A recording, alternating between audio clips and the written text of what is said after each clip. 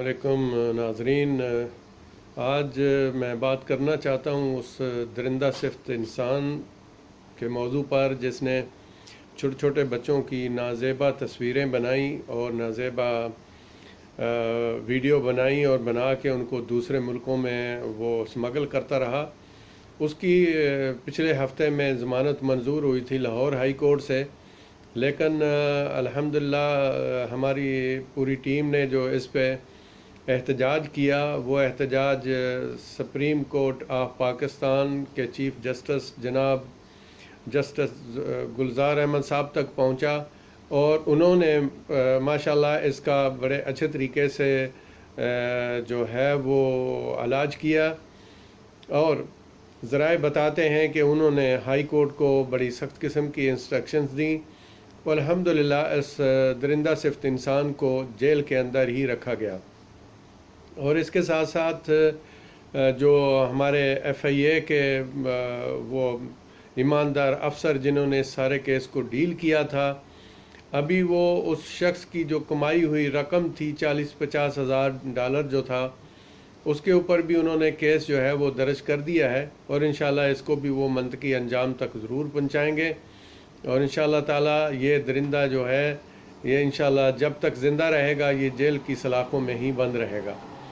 और मुझे ये वीडियो कम से कम 2 दिन पहले करनी चाहिए थी, लेकिन मसरूफियात के बायस मैं ना कर सका।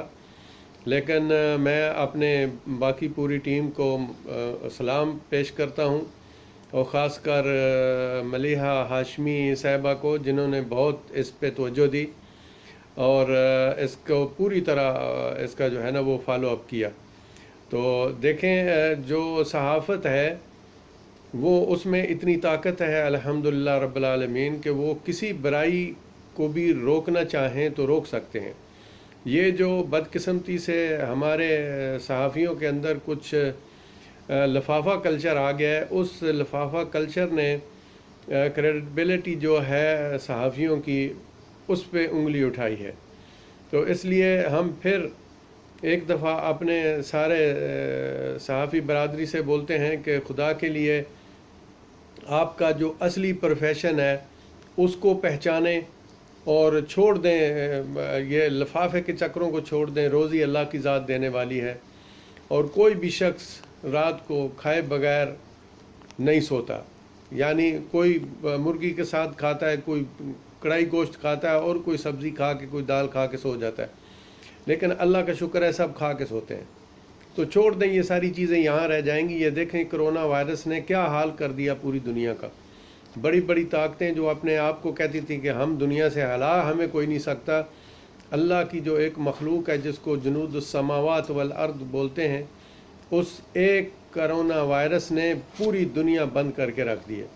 तो ये हम सब लोगों के लिए और ख़ास कर जो मुसलमान हैं, जो रसूलुल्लाह सल्लल्लाहु अलैहि वसल्लम का कलमा पढ़ते हैं, जो उम्मत रसूल सल्लल्लाहु अलैहि वसल्लम से तल्लक़ रखते हैं, उनके लिए ये बहुत ज़्यादा जो है ना लम्हा फ़िक्रिया है कि वो इस चीज़ पे गौर करें। ये पैसा, ये सब कुछ, ये सब फ़ानी चीज़ें हैं, ठीक है, ज़रूरत की चीज़ें हैं। अल्लाह पे तवक्ल करें और अल्लाह की ज़ात जो है वो अपने बंदों को रोज़ी देती है, उसने वादा किया वो ज़रूर देता है।